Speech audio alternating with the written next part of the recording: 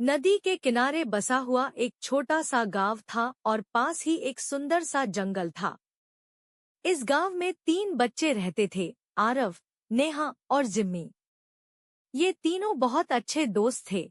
उन्हें जंगल बहुत आकर्षित करता था और वह तीनों दिन भर जंगल में खेलने और नए नए रोमांच का अनुभव करने के लिए अक्सर जाया करते थे। एक दिन शाम के समय तीनों बच्चे जंगल के अंदर दूर तक निकल गए। वहां एक विशाल पेड़ के नीचे उन्हें एक अनोखी किताब मिली। किताब के चमचमाते अक्षर देख बच्चों की जिज्ञासा बढ़ गई। नेहा ने आगे बढ़कर किताब उठाई और उसे खोलकर देखना शुरू कर दिया। सुंदर चित्र बच्चों को आकर्षित कर रहे थे। किताब में हरे भरे जंगल के एक सुंदर चित्र को देख ही रहे थे कि अचानक किताब में एक तेज चमक फैल गई और किताब में से सुनहरी कण जंगल के चारों ओर फैल गए। इससे पहले कि बच्चे कुछ समझ पाते, वह एक अनोखे संसार में पहुंच चुके थे। यह संसार स्वप्नलोक जैसा था, जहां हर तरफ सुंदर और अद्भुत नजारे थे। बच्चे एक खूबसूरत हरे भरे मैदान में खड़े थे, जहां रंगबिरंगे फूल खिले थे। हवा में एक अनोखा सा एहसास हो रहा था। वह एक ऐसी जगह पर खड़े थे जहां चारों दिशाओं में अलग और अद्भुत दृश्य थे। कहीं हरियाली तो कहीं बर्फ से ढके रास्ते। तभी उन्होंने देखा कि कुछ छोटे छोटे जानवर उनकी तरफ आ रहे थे। एक प्यारा सफेद खरगोश, एक रंगीन नीला तोता और एक सुनहरी बिल्ली। ये सभी जानवर इंसानों की तरह बोल सकते थे। उन्होंने बच्चों का स्वागत किया। नीला तोता बोला, आइए, आपका स्वागत है। आप कौन हैं? आप तो हमारी तरह ही बोल रहे हैं, आरव ने हैरानी से पूछा। तो खरगोश ने हंसते हुए कहा, हम इस स्वप्नलोक के वासी हैं, हम आपको अपना स्वप्नलोक दिखाएंगे। बच्चों ने खुशी से जानवरों से दोस्ती कर ली और उनके साथ स्वप्नलोक के सुंदर दृश्यों में खो गए। चलते चलते बिल्ली ने कहा, देखो वो मेरा घर है, मैं अपने परिवार के साथ यहाँ रहती हूँ। घर के बाहर बिल्ली के बच्चे खेल रहे थे। जादुई जंगल से गुजरते हुए तोते ने कहा, देखो, वह मेरा घर है, मेरा परिवार उस पेड़ पर रहता है। जिम्मी ने खरगोश से पूछा, सबने अपना घर दिखाया, तुम्हारा घर कहाँ है?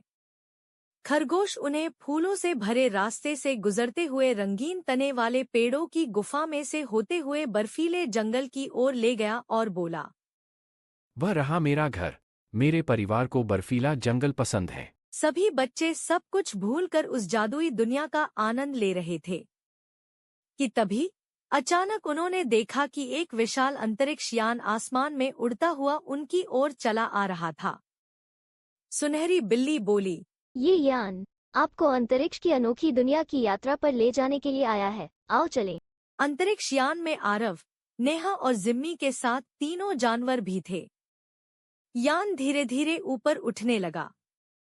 आरव, नेहा और जिम्मी अंतरिक्ष की सुंदर दुनिया को देख मंत्रमुग्ध हो गए। अंतरिक्ष का सफर रोमांचित कर देने वाला था। बच्चे बहुत उत्साहित थे।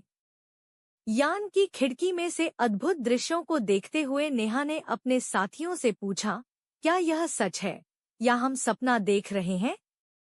सुनहरी बिल्ली ने अपनी सुंदर गर्दन घुमाकर कहा, ये स्वप्नलोक है, जहाँ सपने और वास्तविकता का कोई भेद नहीं है। यहाँ आप जो चाहते हो वो सच हो जाता है। अंतरिक्ष की धरती पर उतरते ही बच्चों ने अपनी कल्पना से परे चीजों का अनुभव किया।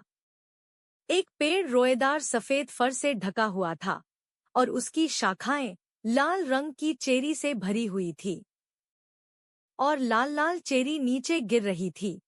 बच्चों ने चेरी खाकर अपनी भूख मिटाई और अपने आप को भूलकर सपनों की दुनिया में आगे बढ़ने लगे कि उन्हें एक बर्फ से ढकी पहाड़ी दिखी, जिस पर एक प्यारा सा हिम मानव का बच्चा उनकी ओर देखकर मुस्कुरा रहा था। जैसे ही आरव उसकी ओर बढ़ा, वह हिम मानव का बच्चा एक बड़े से हिम मानव में बदल गया। एक पल को बच्चे डर के पीछे हट गए, लेकिन उस अजीब से दिखने वाले प्राणी ने आरव को एक चमचमाता उपहार दिया और कहा, यह तुम्हें मानवता की राह दिखाएगा, पृथ्वीवासियों की रक्षा करेगा।